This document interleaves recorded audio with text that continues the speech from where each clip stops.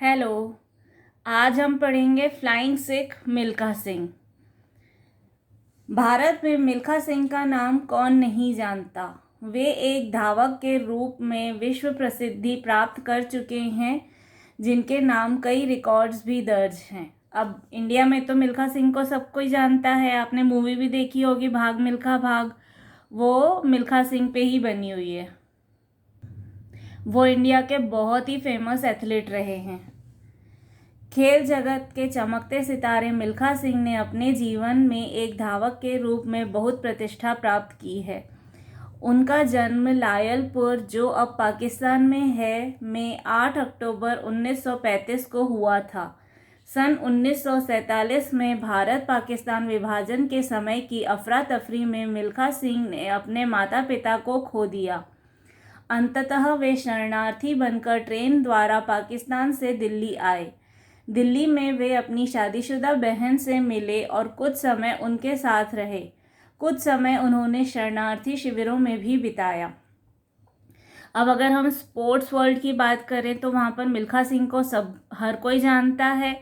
वो एक बहुत ही फेमस एथलीट हैं। उनको बहुत रिस्पेक्ट से जाना जाता है। उनका बर्थ जो हुआ था वो पाकिस्तान, जो उस टाइम पर इंडिया ही था, 1947 में हुआ था विभाजन, और 1935 में मिल्खा सिंह का बर्थ हुआ था। तो पहले वो इंडिया में ही थे, लेकिन फिर वो एरिया जो है वो पाकिस्तान में चला गया। तो उस लायलपुर, जो अब पाकिस्तान में है, वहाँ पर उनका बर्थ हुआ था 8 अक्टूबर 1935 को। और जब 1947 में जब इंडिया और पाकिस्तान अलग अलग हुए थे, विभाजन हुआ था, उस टाइम पर बहुत सारे लोगों ने अपने घर बार खो दिए थे। जो पाकिस्तान में जो हिंदू थे वो इंडिया आ गए थे, जो इंडिया में मुस्लिम्स थे वो सब पाकिस्तान जा रहे थे। तो उस टाइम जो इतनी अफरा तफरी हुई थी, इतने दंगे हुए थे, इतनी मारकाट हुई थी, उस टाइम पर मिल्खा सिंह ने अपने पेरेंट्स को खो दिया था। और उस टाइम पर फिर वो ट्रेन से पाकिस्तान से दिल्ली आ गए थे। दिल्ली में वो रेफ्यूजी कैंप में थे और वहाँ पर उनको अपनी बहन मिली। फिर वो अपनी बहन के साथ रहने लगे। मिल्खा सिंह ने 12 वर्ष की उम्र में ही बहुत दुख देखे और उन्होंने जीवन में कुछ कर गुजरने की ठान ली। अब वो सिर्फ 12 इयर्स के ही थे जब ये सब हुआ, और उस टाइम पर उन्होंने इतने दुख, इतनी तकलीफ़ें देखी अपनी लाइफ में कि उन्होंने ये डिसाइड कर लिया कि उनको कुछ ना कुछ तो अच्छा करना ही है। उन्हें लाइफ में सक्सेस चाहिए ही चाहिए। अपने भाई मलखान सिंह के कहने पर उन्होंने सेना में भर्ती होने का निर्णय लिया। सन 1951 में चौथी कोशिश में वे सेना में भर्ती हो गए। बचपन में वे घर से स्कूल और स्कूल से घर की 10 किलोमीटर की दूरी दौड़कर पूरी करते थे। सेना में भर्ती के वक्त क्रॉस कंट्री रेस में वे 6ठे स्थान पर आए थे, इसलिए सेना ने उन्हें खेलकूद के विशेष प्रशिक्षण के लिए चुना था। तो उनके भाई मलखान सिंह ने उनको सजेस्ट किया कि उनको ना मिलिट्री में ट्राई करना चाहिए। तो उन्होंने बहुत कोशिश की और 4th टाइम कोशिश करने पर उनको मिलिट्री में एडमिशन भी मिल गया। वो सेना में भर्ती हो गए। और बचपन में क्या होता था, वो स्कूल से जब घर जाते थे या घर से स्कूल जाते थे तो वो हमेशा दौड़ कर जाते थे, और उनके स्कूल का डिस्टेंस जो था वो 10 किलोमीटर्स का था।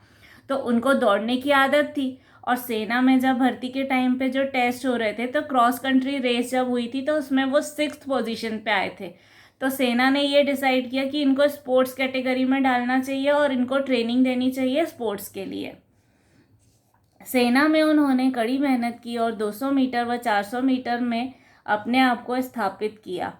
कई प्रतियोगिताओं में उन्होंने जीत भी हासिल की। सन 1956 के ओलंपिक खेलों में 200 और 400 मीटर में उन्होंने भारत का प्रतिनिधित्व किया, पर अंतर्राष्ट्रीय स्तर पर अनुभव न होने के कारण सफल नहीं हो पाए। फिर भी उन्होंने हार नहीं मानी, वहाँ से ट्रेनिंग के नए तरीके सीखे और खूब मेहनत की।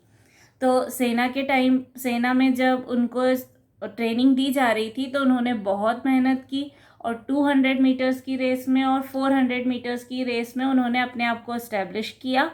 और वहाँ से उन्होंने बहुत सारी कॉम्पिटिशन्स में पार्टिसिपेट किया, वहाँ से उनको जीत भी मिली।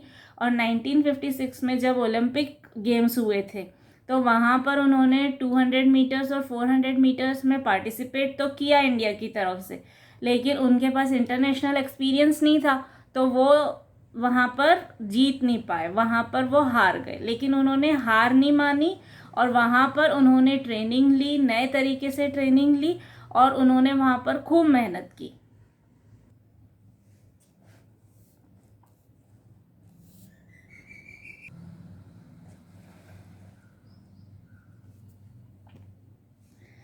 पाकिस्तान के प्रसिद्ध धावक अब्दुल खालिक को उन्होंने दौड़ में हराया और अपनी अद्भुत प्रतिभा का परिचय दिया। उन्हें दौड़ता देखकर पाकिस्तान के तत्कालीन जनरल आयूब खान ने उन्हें फ्लाइंग सिख कहकर पुकारा। और उस टाइम पर जैसे इंडिया में बहुत फेमस थे मिल्खा सिंह, वैसे ही पाकिस्तान के जो फेमस एथलीट थे वो थे अब्दुल खालिक। उनको उन्होंने हरा दिया रेस में, और उस टाइम पर जो वहाँ के जनरल आयूब खान थे उन्होंने उनको फ्लाइंग सिख कहकर बुलाया। सन 1960 में रोम में ओलंपिक खेल शुरू होने वाले थे। सभी की उम्मीदें मिल्खा सिंह पर टिकी हुई थी।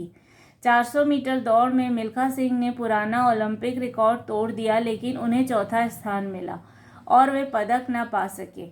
250 मीटर की दौड़ में वे सबसे आगे दौड़ रहे थे, लेकिन उन्हें लगा कि वे अंत तक नहीं दौड़ पाएंगे, अपनी यही गति बनाकर नहीं रख पाएंगे। इसलिए उन्होंने पीछे मुड़कर प्रतिद्वंदियों को देखा, जिससे स्वर्ण की आशा वाले मिल्खा सिंह को कांस्य पदक भी नहीं मिल पाया। इस बात का उन्हें आज भी मलाल है।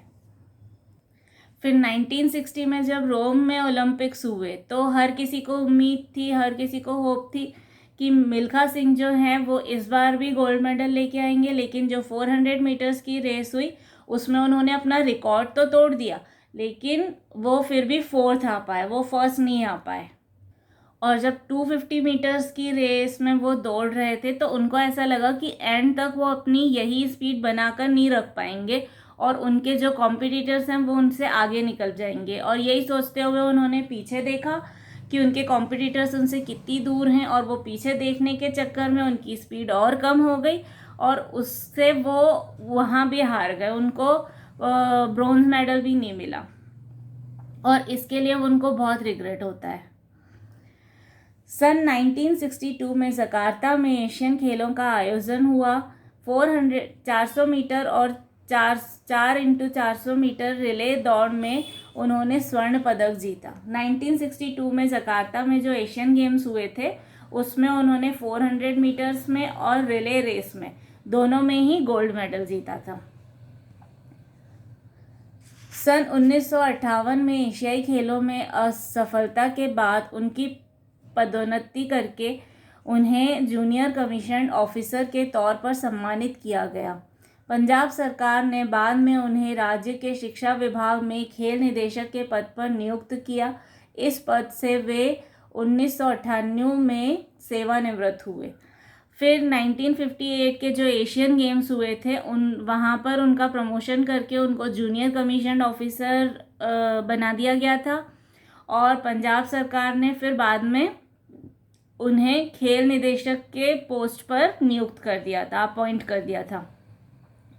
और वहाँ से वो 1998 में सेवानिवृत्त हुए मतलब रिटायर हुए। मिल्खा सिंह के निजी जीवन की बात की जाए तो वे वहाँ भी सफल रहे। सन 1955 में श्रीलंका में वे अपनी पत्नी निर्मल कौर से पहली बार मिले थे। निर्मल कौर से उनका विवाह सन 1962 में हुआ। निर्मल कौर भारतीय महिला वॉलीबॉल टीम की पूर्व कप्तान हैं। उनकी 3 बेटियां और 1 बेटा है। बेटा जीव मिल्खा सिंह एक मशहूर गोल्फ खिलाड़ी है। आजकल मिल्खा सिंह चंडीगढ़ में अपने परिवार के साथ रहते हैं। सन 2013 में मिल्खा सिंह ने अपनी बेटी सोनिया के साथ मिलकर अपनी आत्मकथा the race of my life लिखी। इसी पुस्तक से प्रेरित होकर हिंदी फिल्म के मशहूर निर्देशक ओम प्रकाश मेहरा ने भाग मिल्खा भाग नामक फिल्म बनाई। और अगर मिल्खा सिंह के पर्सनल लाइफ की अगर हम बात करें तो वो वहाँ भी सक्सेसफुल रहे थे। 1955 में श्रीलंका में वो अपनी वाइफ से पहली बार मिले थे, निर्मल कौर से, और 1962 में निर्मल कौर से उनकी शादी हुई। और निर्मल कौर जो थी वो भारतीय महिला वॉलीबॉल टीम की पूर्व कप्तान थी, मतलब प्रीवियस कैप्टन थी। उनकी 3 बेटियां और 1 बेटा है। जो उनका बेटा है उसका नाम है जीव मिल्खा सिंह और वो एक बहुत फेमस गोल्फ प्लेयर है। और अब मिल्खा सिंह जो है रिटायरमेंट के बाद चंडीगढ़ में अपनी फैमिली के साथ रहते हैं। 2013 में उन्होंने डिसाइड किया कि उनको अपनी बायोग्राफी लिखनी है, तो उन्होंने अपनी बेटी के साथ मिलकर अपनी बायोग्राफी लिखी। उसका नाम है the race of my life.